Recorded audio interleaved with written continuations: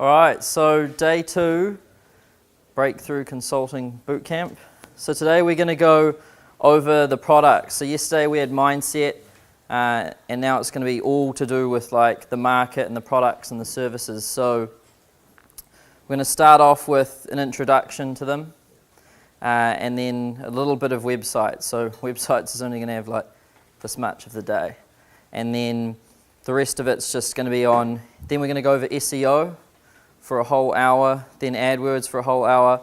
These are the major two that I think these are the major two. I found these to be the major two. And then break for lunch, and then Facebook, and then content and email marketing, and then copywriting. So the whole day is just going to be about upskilling, on the knowledge of these products and services. So introduction to the market and the products. So what's the next slide? Yeah, so like when I first started out, I did, when I first launched CFC, like the very first one, it was all to do with websites. And then I spoke a little bit about retainers, and we didn't really know that much about them and thought they were really rare.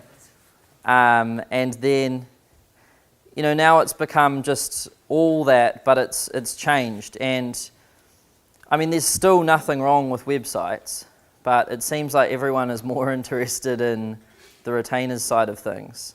So today we're going to go over, all the main ones in detail, and I'll tell you, how I came there. So, the journey and lessons learned. So when I started out, it was 1K websites. Then I worked out how to sell them for 10 grand and more by introducing lead capture and copywriting and, following conversion best practices, and then dabbling in retainers a bit. That's when we sort of bundled together, look, we had the $1,500 retainer and then the $3,000 retainer, and they were quite rare.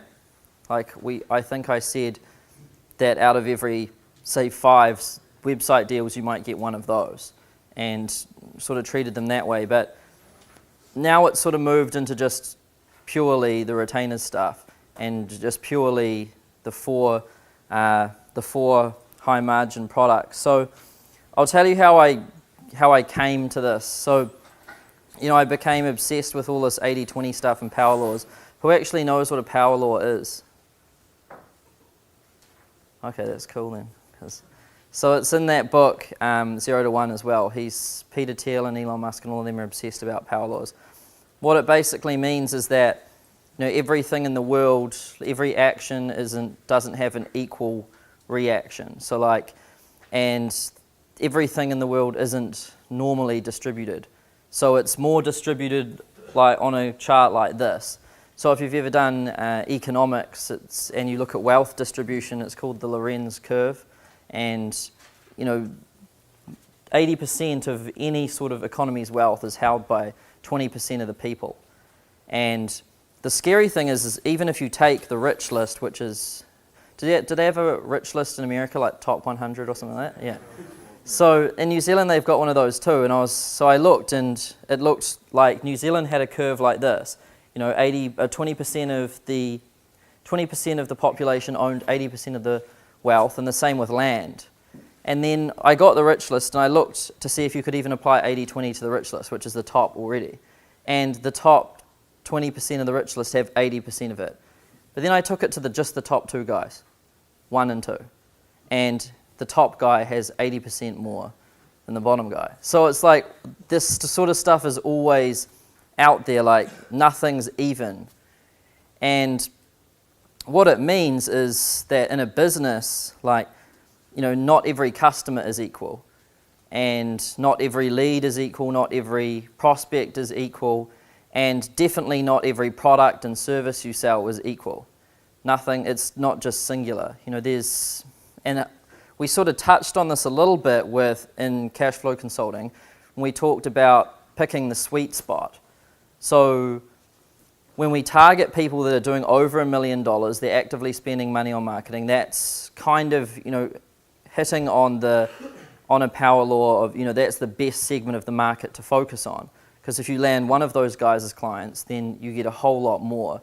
Whereas if you target, if you treat everyone as equals, and you get a website client at $1,000, it's pretty much the same amount of work, the same amount of effort, but the difference is more than like 10 times. Does that make sense?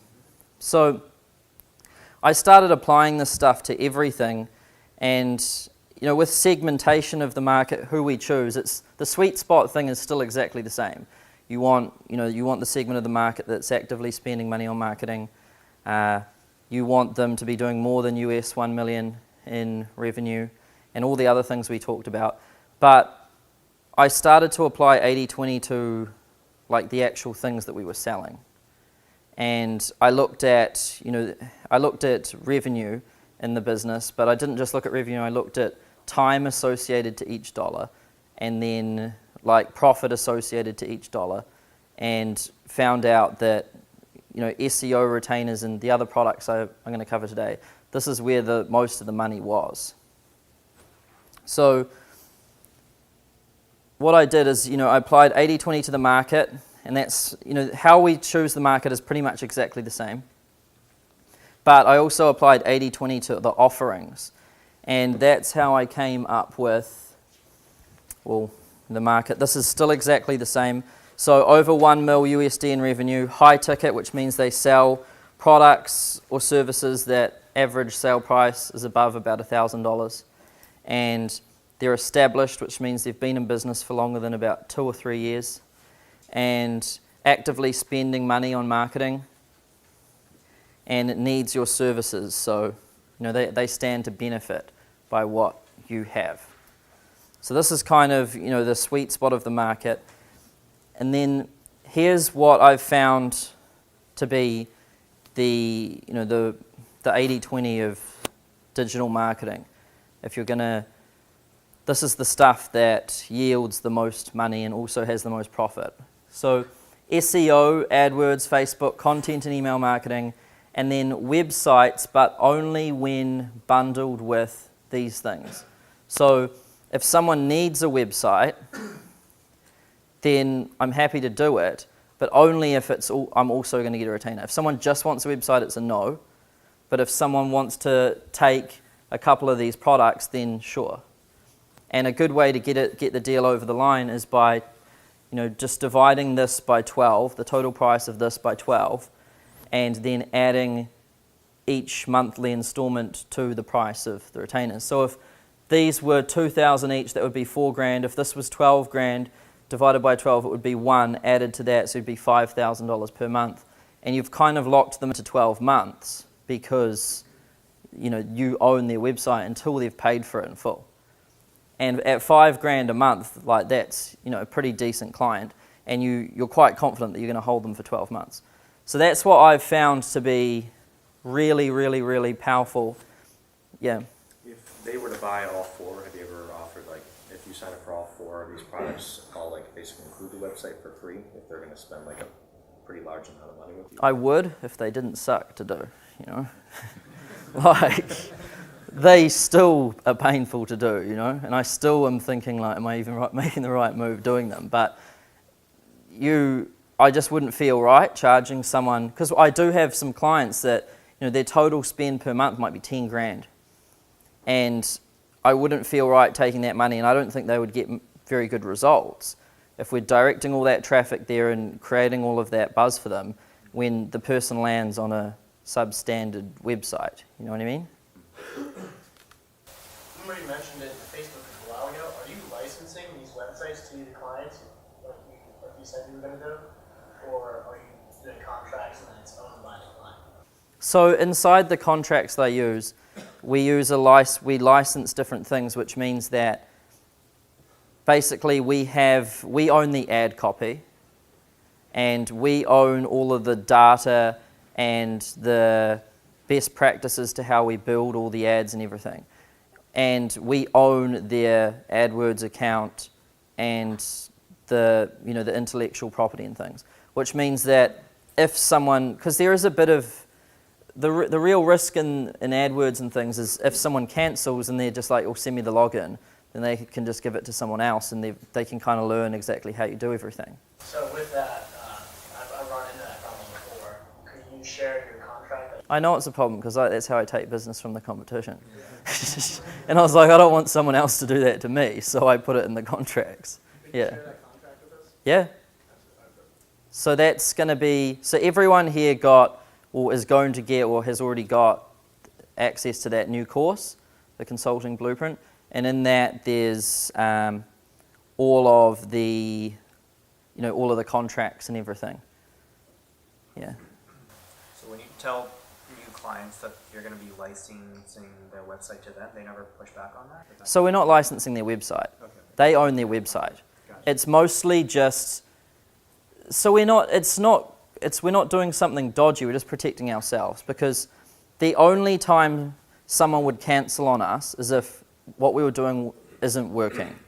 And if what we're doing isn't working, then why would they want the stuff, the intellectual property behind the campaigns, right? Gotcha. So the only time they'd want that and leave is if it was working and they were just trying to, cut our lunch and cut their costs. That makes Yeah. sense. Now, when you say advertising, in that sweet spot, do you have like a specific cutoff for how you classify them as spending money on advertising? I mean, if they're $1 million company and they're only spending $10,000 a year on advertising, is that still a sweet spot? Like, how do you specifically segment advertising and fit them in a sweet spot? So just spending, so just anything really, just so long as they do marketing. There are some companies out there that don't do marketing. So like we got a consultation with this company called Manson's Property in New Zealand, and I was so excited because they're like $1 billion company pretty much. And I was like, oh, this is going to be good. But the way they're a commercial development company, and they only deal with a few developments a year, and they build like high-rise buildings and stuff, and they don't do like any advertising, like no AdWords or anything like that, and they don't really need to either. And so I was like, wow, that wasn't as good as I thought. So that's why the advertising element's still in there, because these guys are, oh, there it goes. So that's why actively spending and needs your services are still pieces of criteria, right? Because otherwise, this Manson's Property company would have hit, all the boxes. It's way over 1 million revenue. It's extremely high ticket. They sell commercial buildings that, and they're very well established, but they didn't really need the services and they weren't spending on any form of marketing. Okay. Yeah. Is a plumber high ticket enough? Yeah, so an average plumbing job is pretty decent, like if you average them all out. So you might think of just fixing a leaky pipe might be just $250 or something, right? But a lot of jobs, especially the ones that I've dealt with, they love the hot water cylinder jobs, and apparently that's where all the profit is, and like AdWords is the best for that, because when someone's hot water cylinder gives out, it's urgent because their family needs, warm water, and he's when you're in pain, when you're in a lot of pain, like you just buy anything. So I remember a really good example was, like someone told me this story. I forget who it was, but their dad was just went to the same mechanic every single time, refused to go to any other mechanic for his car. His car couldn't be touched by any other mechanic, right? But then one time they were on a long distance trip and the car broke down and the whole family was in the car, and it was getting cold and the night was about to come, and he just called the phone number of the first mechanic he got and just took it straight there, right? So when pain's involved, like all logical reason and research and everything just goes out the door. And in the markets, like we've found that locksmiths and plumbers, when you're locked out of your car, when you're locked out of your home, or if you've got a burst pipe, a leaking pipe, or a hot water cylinder, that's why they make such good clients for SEO and AdWords. Yeah. So high ticket, I think we could probably add another one in there, high pain. Emergency services are definitely really, really, really hot markets to sell to. So So you've got emergency dental, you've got emergency like carpet cleaning and things like that. Pardon? Pets like big. Mm. So I think we could write / next to that high ticket / high pain because, but yeah, I think on average a plumber would still fit high ticket because a lot of those jobs are quite expensive. Yeah. So I got a question for you. With the $1 billion company you just talked about, did you approach them through a referral, or was it via a lumpy mail package? I think we lumpy mailed them, yeah. And a $1 billion company responded to that. Yeah. Interesting. Okay. So have you gotten out and away from websites totally, and kind of focused more on the top 40 you had on the previous Yeah, so now I will lead with the 4. So I'm kind of marketing and looking to sell the 4. Which one of those have you found for yourself so far? So I've got 80/20 distribution just in these, right? Right. And it's in here. And that, of course. Yeah. Okay. But they have to already have a marketing mindset. Half the money in the whole business comes from this. Exactly. Yeah, Okay. That's what I meant. yeah. And this just and this works, you know, like Sure. it really does work for a lot of the companies. The websites, they consume a lot of time, and there's a whole lot of, They're a hell of a job, yeah, but it's an ego and an image problem for most people. the other thing is if you're pointing AdWords traffic, like if it doesn't convert, the guy's not going to stay with you for very long as a client, you know? So that's why I still haven't said let's leave them out, because there are times when you need to still do this stuff. But it would be ideal, what I'm finding is it's ideal to do minimal work to it. Just Yeah, a little bit of copy absolutely. here, rearranging some images, here you go, let's get a marketing firm for you. Yeah. No one thinks like that. Mm. No one. Right. Because the winning recipe to online marketing is a converting website and then traffic. And so, and this stuff up here is just traffic. And this is like the converting website.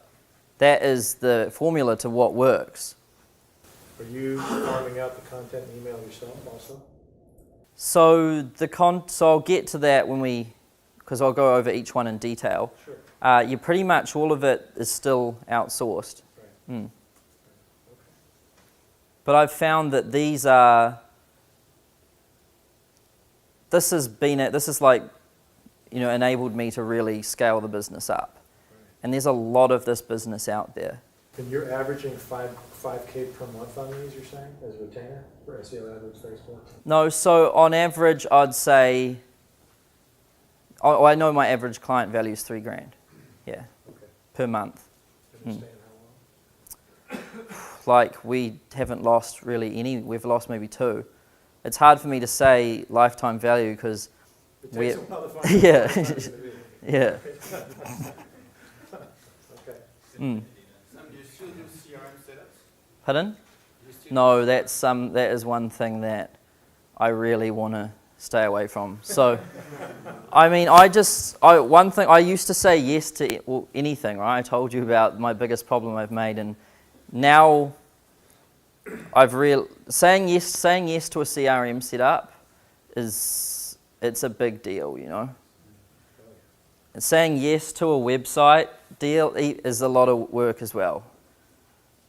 Yeah, I was dealing with a client this morning. I woke up at like 4 a.m. this morning to try and get the chaos sorted from back in New Zealand, and there was already someone sending over like, can you change this logo here and this stuff here, and I was like, oh, it doesn't stop. And they also said that it doesn't like because it's a new site, and they said the colors don't really fit with our brand. Yeah.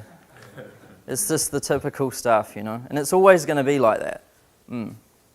Do you have someone that's like full-time on your team that just manages those like requests from clients, or What do you mean? the requests for like changing stuff on the website? Yeah, so I outsource it, but a lot of the time someone will still send the requests to me. Okay. If I was the one that sold them, When you sell them, do you hand them off to an account manager, like a customer success, person? yeah, so, Or they still email you? well, in this particular case, I was the one that sold this client. So I'm still kind of manning that account. Yeah. Mm. When you say you spread the website over 12 months, do you own it until they pay the full Yeah. amount? You do. Yeah. And they never push back on that? Well, it's hard to really, like, I mean, you do, it's like if you install glass and someone, if you're a glass installer, you put a pane of glass in someone's house, they don't pay, you've got the right to come and remove it. Yeah. So when you sell the website and a retainer, do you have them start paying for that when you still haven't redone the website? Like, let's just say it takes 2 months to redo their website and you've spread out the payment over a 12-month period. How do you then structure that? Do you make them start paying for the retainer right away, or do you basically just, I mean, how do you get paid for Yeah, that's a good question. You can't actually do the AdWords or SEO. So I take the money up front for the first month and won't start the recurring clock until, you know, after 1 month after it's been live. Does that make sense? Okay, gotcha. That makes Yeah. sense. So you charge the first month up front, you set everything up, and then once it's set up, the 30 days starts, and then you bill them again on the, when it hits that 30, after it's been live. So Yeah. in this case, where you sold an SEO and AdWords and a website, and it was $5K a month, you would take that $5K, and then maybe it took 45 days for the site to be all done, set up and live. Then you would basically start the clock and then bill them after 1 Yeah. month after that. Yeah. So at that point, it would be That's another reason why these things suck, because they, like, sometimes it's taken 2 months to get something up, and that's 2 months I could have been, like, charging $5,000, you know?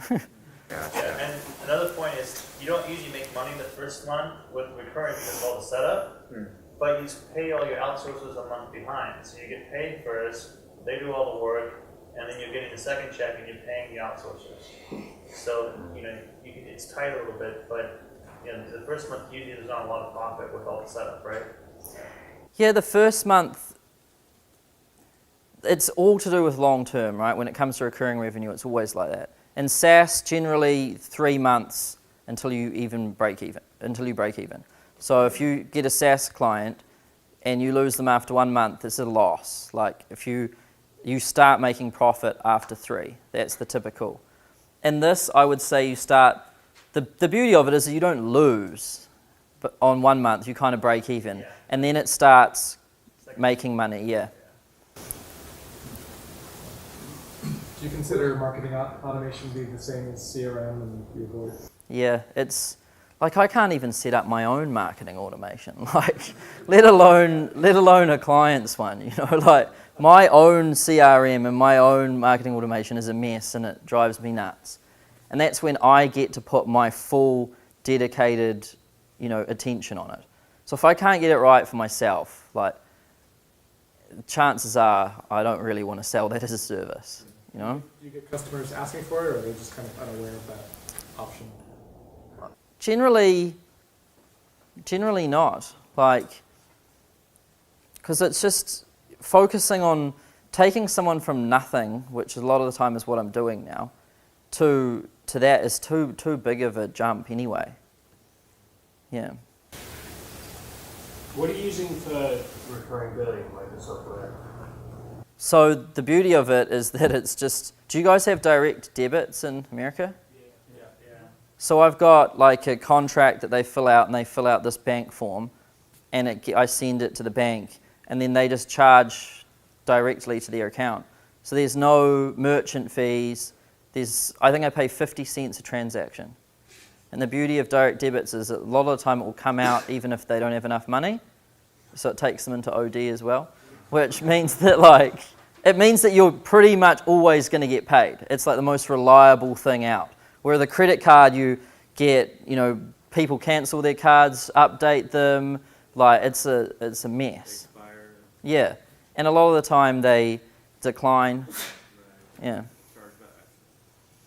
Yeah. And then one more thing. I've in the past actually skipped working on bad websites or selling a bad website. Is just linked up lead pages, Optimize US or Unbounce, a landing page software, and then just created a landing page for a specific AdWords campaign to skip having to do the website. So it's a quicker remedy than one of the websites to just do landing pages on the side, and then start running the current revenue side as quick as possible. You still tied up to the original domain though? Yeah. The problem I've had with that is that if you do that, you can't take the SEO business because it's Yeah. Yeah. And I usually like to take it all because, but not just because of the money, but mostly because that's going to get the client the most benefit, you know? When the landing pages the team build for SEO are the same we use for AdWords. Like, so the page gets used for both purposes. And then when we find that it's a winner through AdWords, we optimize it more through SEO. And, you know, AdWords kind of acts as the scouting tool for SEO. No SEO campaign should take place before keywords have been tested first with AdWords. So you find, you know, you might have 10 keywords, 10 ads, 10 landing pages. You see which ones work, see which ones are producing the business, and then that's your SEO strategy, you know? That's the best selling point. That's like my new script. Like, that's what I say to people. And they're like, that makes so much sense, because right now we've got SEO here, AdWords here, and they don't talk to each other, so how do they know what the winners are? And I was like, well, they don't even know what the winners are because they don't track. And, you know, the real thing to do is to have these two together and test with this first, find the winners, and then SEO the winners, because then you start to optimize for something you know is going to work. And that's what I was saying. Is with that methodology, it's going to landing page first. You can find out what wins before doing the website. Yeah. So you get to start immediately. Then you can do a website, optimize those landing pages, and then start doing SEO for winners. Get the whole thing within the first month. Did you run into an issue doing that where I thought I remember hearing that AdWords included you were sending them to a real website as opposed to a landing page? Is that, you run into that issue with that approach? Like a fun library? It's if you optimize the website, it's fine. You wouldn't want to send it to a really bad website, you know, but if you optimize the website and the page, it's fine. It'll have a high quality store. It just comes down to optimizing the page. So, but with most clients, unless they're spending like 10 grand on AdWords, there's no point in setting up, you know, all these landing pages. It just kind of depends on the client. But most of the clients can be smaller. Just send it to the website, optimize the website, and don't do the work twice, you know. So. Well, one way around that is using lead pages. You gotta install that and it'll set up a page on the site. Right, but lead pages, you can't edit it that well. So that's more like a promotion offer or something, rather than just like traffic from SEO. I've found the best way to do it is to do the website and to build out like a whole bunch of landing pages that are on the site. So then, like, landing pages can still be built on WordPress within the website, you know what I mean? Yeah. And then, you know, we typically build out a lot because it works. Like, for a lot of these businesses, the formula has just become so simple. And the thing that works is that, let's say you've got a plumber and, you know, we find out what his key services are. So he will list off all of these things, and then I always say to him, well, look, you know, where does most of the profit come? What do you really want here? Because let's focus on that. And they really like that. Well, they're like, oh, that's the hot water cylinder jobs, and it's these things. And I'm like, okay, write those down. Like, these are your 3 key services, or your 4 key services. Now, where does most of your business come from? Like, what geographical areas? Because a lot of these businesses deal with geographical areas. And they say these different suburbs, and they're typically the wealthier ones. And we get a list of those. And then we're like, okay, so we're going to build landing page combinations for these 3 key services in each of these different key local areas. So we build those out. And then the ads are for that keyword. So it might be hot water cylinder repair Miami, for example. That's a keyword. That's an ad. That's a landing page, right? Then we set all of that up, it goes live, we see which ones work, and then when we find out the ones that work, then SEO optimizes those pages for those keywords. Does anyone not get that? Because that's 30-day turnover, 60-day turnover before you see what's working the best? generally, yeah, at least 30 days, yeah. It How just many depends on the traffic, like how much traffic there is. If there's 5 people, you know, a month from one keyword, there's maybe not a lot. Data go off of what is 100, there's more data. So. Well, you need an end point, right? If you haven't had any conversions, like, you don't even know. So you've got to obviously go for longer. And when you say wieners, it's conversion, so it's like either a call or someone who filled in the form, right? It's not the end So purchase. So I'm going to show you what I use. I use call tracking. It's the best thing for these businesses. And it's not the natural call tracking. I white label a software that I call my own. So I say it's like proprietary software that allows us to do so and so. And it's another one of my selling points for selling this stuff. And what it does is it tracks the call to that keyword and everything. But it also whispers to the client when the call comes through. So it will say, the following call is coming from Sam Ovens Consulting, and then connects the call. So every single time someone calls, like, they know that, you know, I'm doing my job, and when you are doing a good job, there's no way they're ever going to leave. And it shows that it's working. But it does more than that. It also records the entire call. And it logs it under there, and they can log in and look at the keyword, number of calls, and even play the calls. So there's no arguing at the end of the month whether that's delivered results. What software do you use? I'll get to it. We're going to go over each one. Yeah. So we'll keep going then. So what are your weak spots? Just quick exercise out of these ones. Just circle what you think are your weak spots. I just had a quick question. Do you literally, so for every keyword you create a landing page? So like plumber Auckland, hot water Auckland, or whatever the suburb name, you'll create one for each. Yeah. So I don't do it personally. Yeah, but you get it done. Yeah. Sometimes we'll have 150 landing pages. It's just, yeah, for one of my clients, we have like 320 ads that we run, like all conversions, so we'll probably have to create 320 different landing pages in one. But that's the best for SEO too, is to have one page for each keyword. Yeah, it really works. Yeah, Like, competitors do that. So for a small client, like local clients, you just make all the landing pages, and it's not even that much SEO. It's just making each page, and now they're the only one going after that keyword, so they automatically rank them. So you use a plugin to create the landing pages? so I don't know how they're done. The developer does them. Yeah. Yeah, he's just building them in natural, like coding them. Yeah. It's like a normal page that you send traffic to on WordPress. Yeah. But you take away the nav. Yeah, so the nav's generally removed. Do you link it from the home website? Do you link it to that landing page? You talking like in the menu? I don't think so. Or even It just depends. Usually you can put down like areas we serve, and it can drop down, and it can have like the list of all the cities, you know? Yeah. So a lot of times for SEO, you want to have a link from the homepage. You just have the menu, areas we serve, and then drop down, you know, our services we offer, and then the services we offer, areas we serve. You just kind of do that, so it's easy. I've got a quick question. Do you own the content too? For what? You say you own the website, the AdWords account.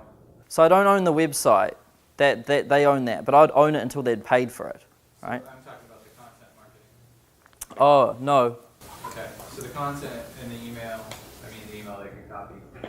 Yeah. Well, you're creating it for them, right?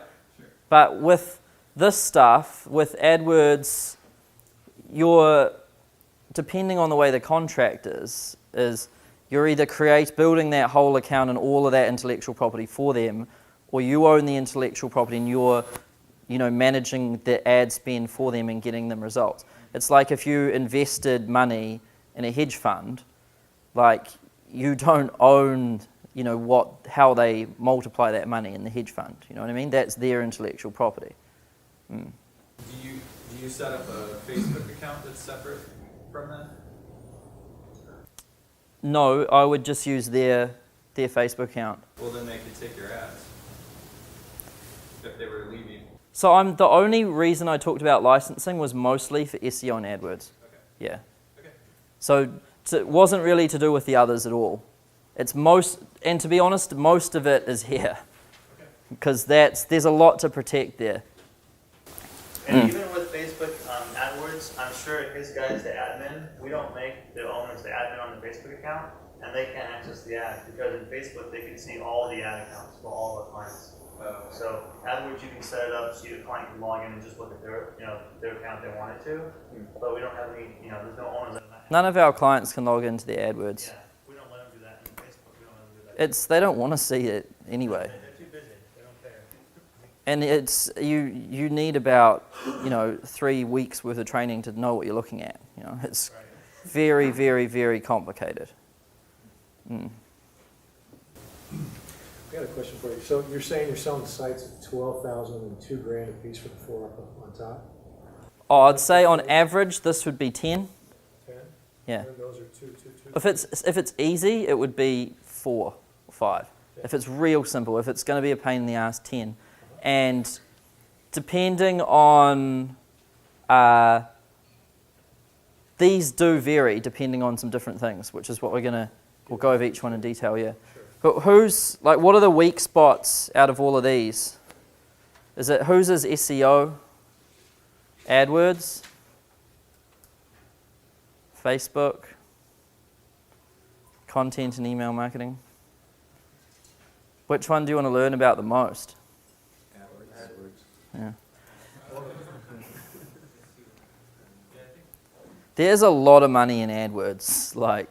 It really is going to become like the next Yellow Pages. That's why Yellow Pages themselves are selling AdWords. Because you've got to look at Google and how big of a company it is. 95% of its income comes from AdWords. It is AdWords. They create the other things to camouflage it all. And it's not going anywhere. And it's actually every single day it's becoming more and more important, Could you just do a brief overview of what makes AdWords different from Facebook and the advantages of each one? Sure. So SEO and AdWords are very, very, very complementary things. I believe that if people search, you should do both. And you should do AdWords first, find the winners, then have an SEO strategy. Because in the long, everyone should have an SEO strategy if people are searching. Facebook is, I think, if the audience is on Facebook, then it's important to have a page and to have some engagement and post, because it also helps with SEO. A lot of the algorithms for SEO do take into account some social elements. And Facebook is becoming very powerful.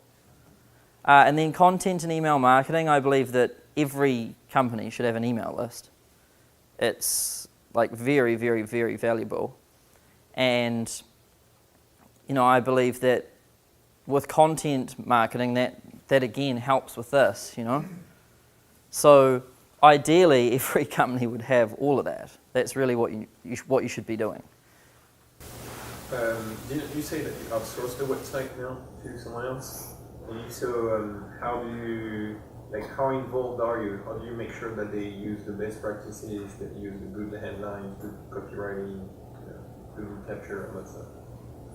So if I showed you a lot of sites, you'd be surprised. They don't look as nice as you think or anything.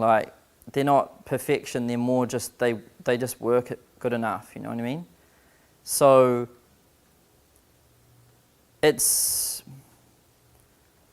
what I've found is it's easier to have an average client at $3,000 per month and have lots of them and just do a good enough job to actually help their business than it is to do these perfection jobs for higher ticket clients.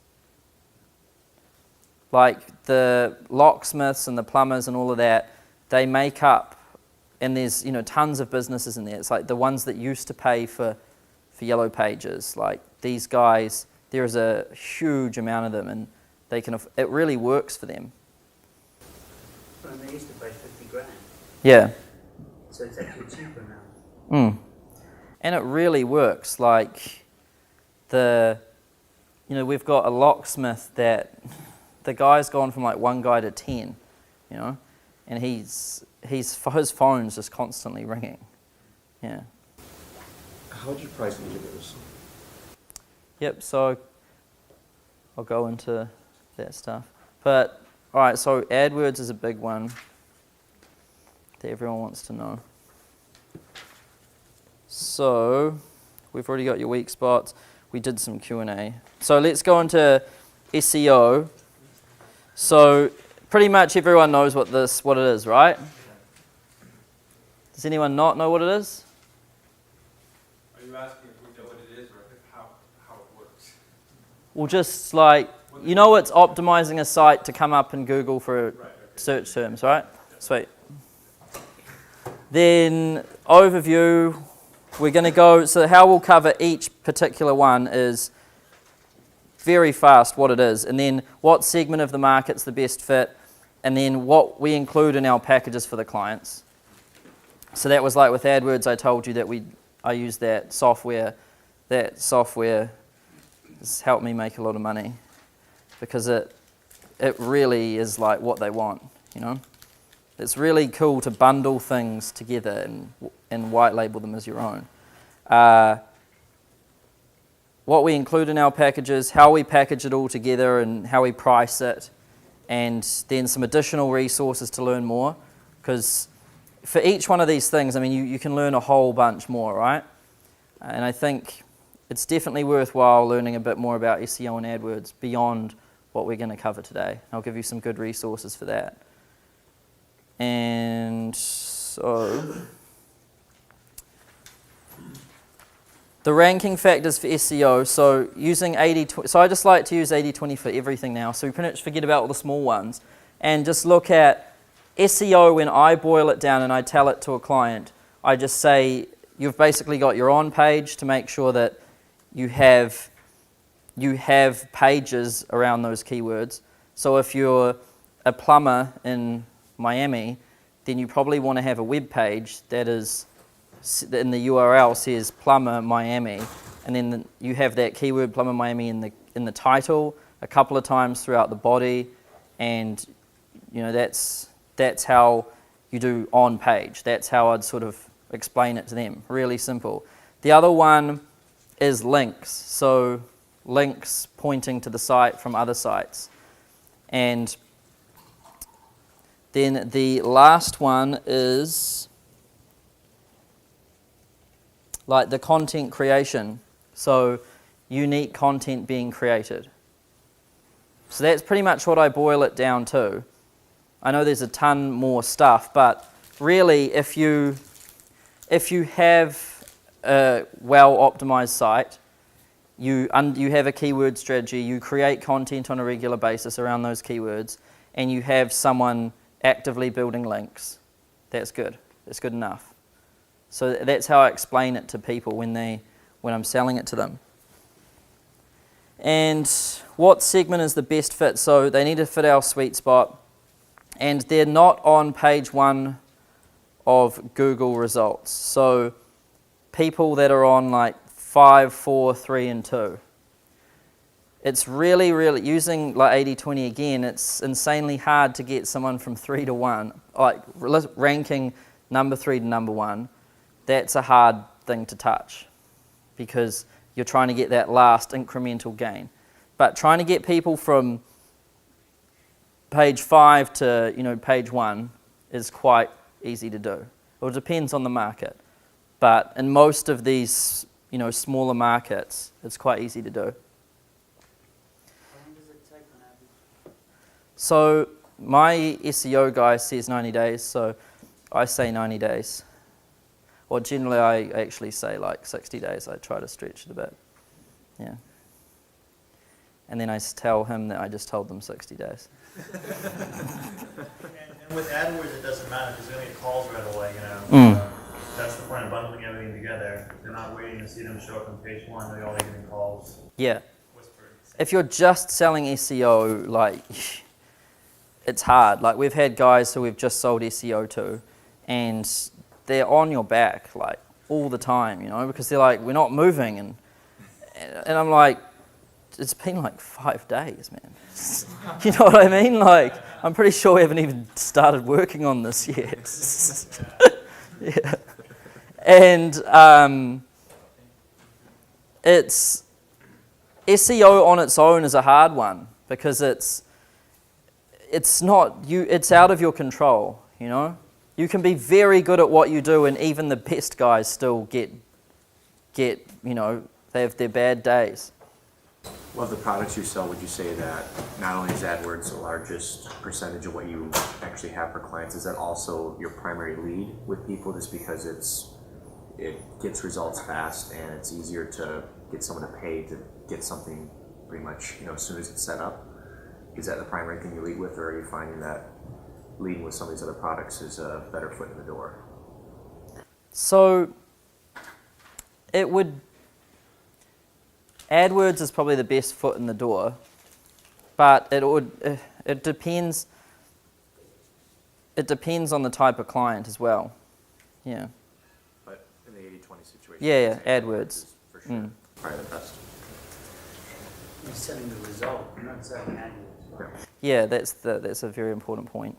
I never really mention the product name. It's more like, the results. So, and they also have to have search volume. So people have to be searching for the stuff.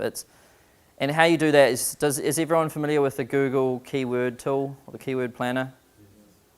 So you can just type it in there, and just so long as people are searching, it's a good sign. Is there a cutoff you look for? I mean, like let's say that they're selling something that's like a $5,000 product, and there's like 10 to 20 searches a month for that. Is that enough search volume for a product like that, where maybe they'll only get one job or maybe two tops out of that search volume? Is that like, what's kind of your cutoff for how you decide if there's enough volume in the market? So it would be if enough people are searching. So that would be generally in the ones in the markets I look at, it's more than 100. Okay, so 100 is about the cutoff. But if it was I know there'd be some markets out there that only have 50 and that they're really high ticket, and so I don't want that rule to cut that off. But 50 per month, 100 per month. Is that what you mean? yeah, at least. So like, I'm not very picky with my rules to get, because this, remember, is just a rule to see if we should market to someone, right? Right. And we don't want to be too obsessed about these rules because it's just a little gate, in the funnel.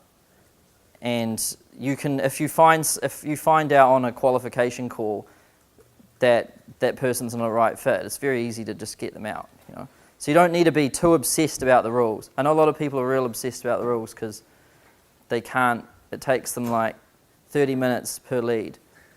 And that's, it should only take you like an hour per customer, not 30 minutes per lead. Yeah. How do you set expectations properly about what's realistic? With what? With this. Like you said, going from page 5 to page 1 is totally doable, but if it's competitive, rank 3 to 1 is really hard. Yes, I always ask SEO guy. Gotcha. Yeah. So you rely on the contractor. Yeah, I'm like, what can we do here? And then I just generally stretch his a little bit. But yeah, with SEO, I'm very careful with what I say. With AdWords, I can be a lot more, confident, because I've learned quite a bit about AdWords now, and I know you can have an ad up quite fast, unlike SEO. So does this all make sense, the segment? So pretty much the same stuff, it's just we're adding a couple extra on, right?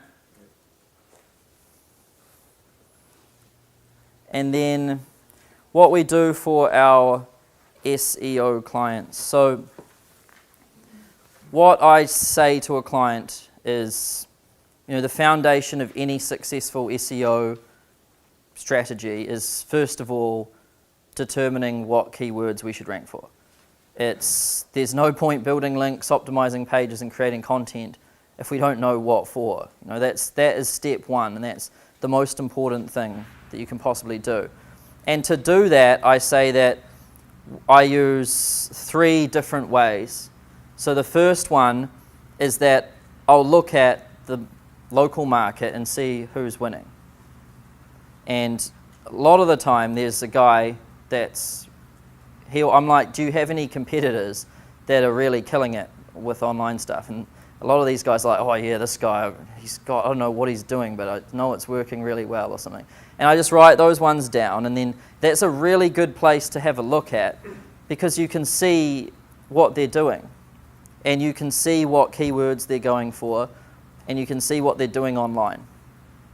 And if someone's been actively spending on AdWords, so we've got this high-end building client who does like high-end kitchens and bathrooms and extensions to homes, so not your normal sort of builder.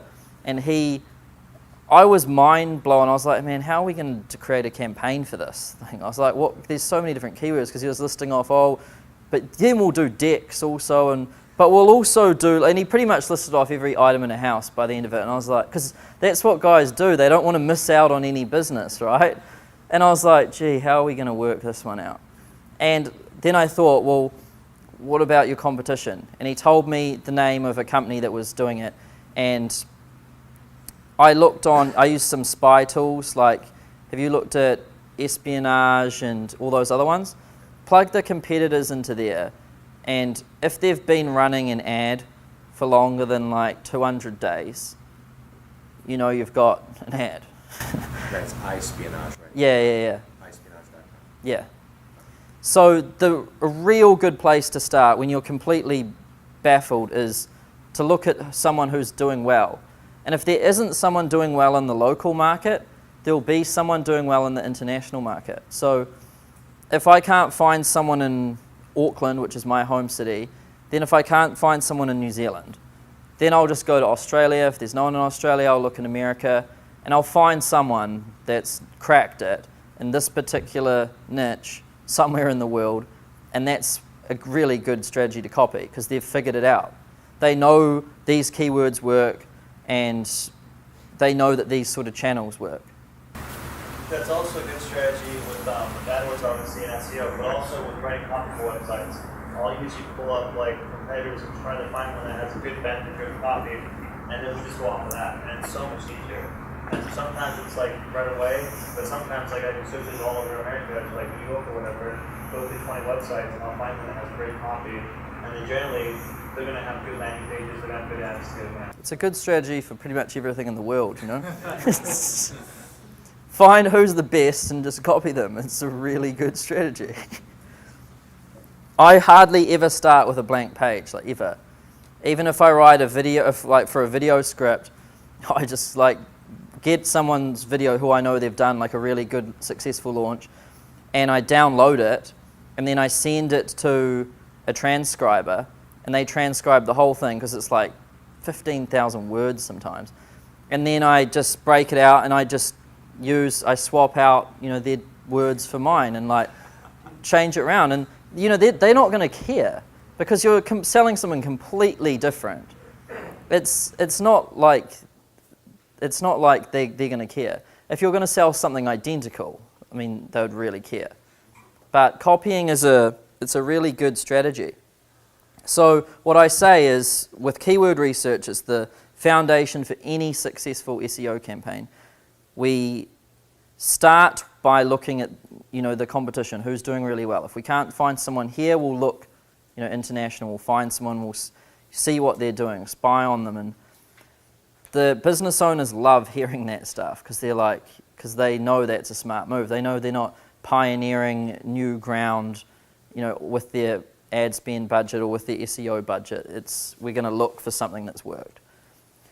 And it's that, and it's a combination of using, the keyword tool and having a look at all of those numbers. And then from that, we can determine, the keyword strategy. So we basically want to come up with 3 to about 15 keywords.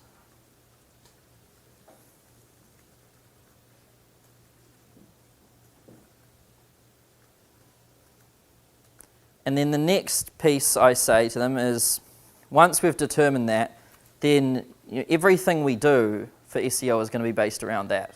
That's why it's the foundation, that's why it's so important. So then we're going to optimize your website. So we're going to make sure that you have these pages for these different keywords. So if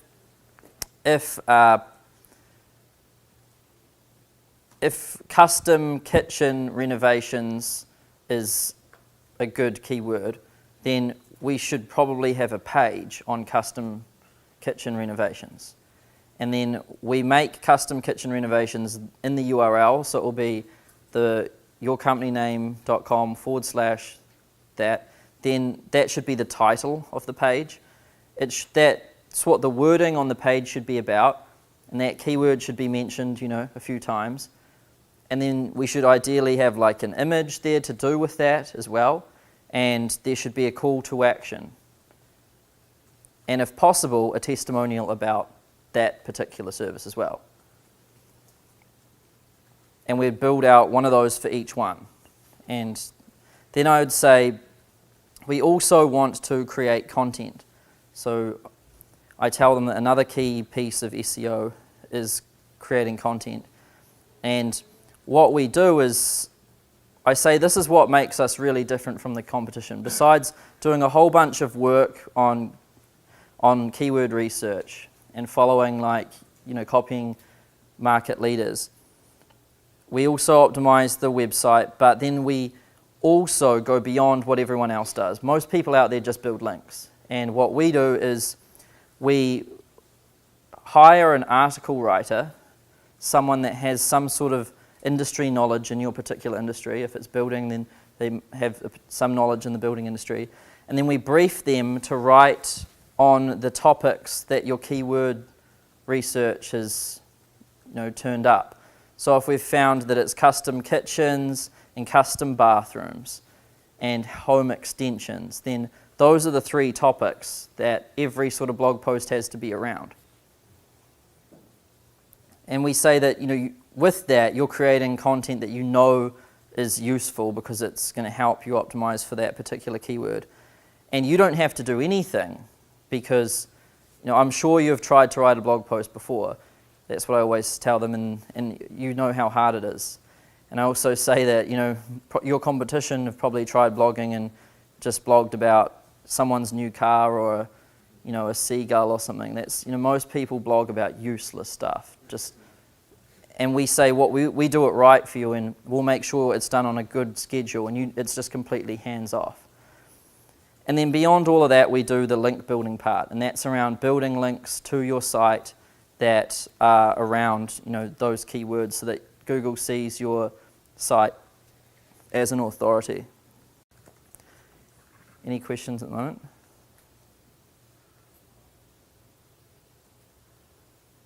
Cool. So, that explanation on SEO was brief, but that is pretty much the extent of my knowledge on SEO. I honestly don't know more than that. So I've basically broken it down to you really need to have a keyword strategy, and the way to get it is to look at who's a market leader. Copy that. Once that's defined, on-page optimization, also content creation, as well as link building. And that's enough to sell it. And that is a good SEO strategy. I'm confident of that, because I've talked to my SEO guy and he said, I can't believe I didn't think of doing the blog post part as well, or really doing that much research in the start. He was just focused on link building. So it is definitely a good SEO strategy. The link building part still bewilders me. And that's why it's really important to have someone that's good at that, because I wouldn't know how to do that. Do you use the same SEO guy that you have in the list of contact? So I've only recently changed to someone like in-house. Just because the volume's gotten really high. In-house employee? No, so how it worked is because one of the big changes I had in my business was not looking at every dollar the same, right? And so I thought it'd be less stress on me if I paid more for the people to do this sort of work than just worry about the margin, because then I could just add a whole bunch more, So that was kind of my thinking, and then I went on a hunt to find someone really good at SEO in New Zealand. Yeah. So I found a guy that had an SEO company in New Zealand, and he was it's real easy to find guys that are good at SEO because they're ranking on page 1 for SEO. It's like a competition between them. It's like a useless keyword. Like they even say it. It's a useless keyword. It's just an ego thing between SEO guys in a local country. And so I found one of the top 3 and basically convinced him to work with me. Yeah. So it's still on a contract basis, so per client. And on SEO, he pretty much gets 50%. Now, he would have taken about 100 unless I had explained to him the benefits to working with me, which an SEO guy technically hates. In 1 month, I could bring him more business than he could get in a year, right? Because I know how to market and sell, and I have like a system and process to do that. And also, a whole bunch of his time was wasted before going to client meetings, and he couldn't talk to people properly. He didn't have like the best communication. He would have he wasn't a salesman, right? But he still was able to build a 6-figure business doing it. And I basically, I went on a hunt for him, found him, and then got him under contract so that he can only work for me and not any other competitor. So I still have to pay him a lot. Eventually he'll end up being quite wealthy. Yeah. And he would have, his prices were high. His prices were so what I did for pricing is I took his prices, made them about 15% more expensive, and then negotiated with him to pay him 50% of what his old ones were. Yeah, that was basically my formula. And he was happy with that because business just comes to him now. He's not the one that has to talk to clients and all of that stuff. Yeah. So I would recommend starting with contractors the way I was doing it. But when things get bigger, you need to start hunting for some guys, You do the keyword research yourself, or is that your guy doing it? So I will look at the competition always myself. But as for looking at the numbers and all of that stuff inside the keyword tool, that's the contractor. Yeah. What are some examples of links that are built? I know you said you don't know, I'm just curious. Some general links that you noticed that you're actually building through. Sure. So I know a bit about it now. So, for example, we've got lots of plumbing ones. So he's purchased some blogs that are in the plumbing industry. It's weird. These are for sale all the time. This is going into probably a D grade SEO explanation now. So this is probably not the best content, because this is my guess of what it is, and it's probably wrong. So, but I think he's purchased some properties. He owns a whole bunch of different blogs and things, and he's able to link between them. I think he also rents links off other guys that have authoritative sites. Yeah. If you really want to learn about this, I'd recommend using these knowledgeable sources instead of myself.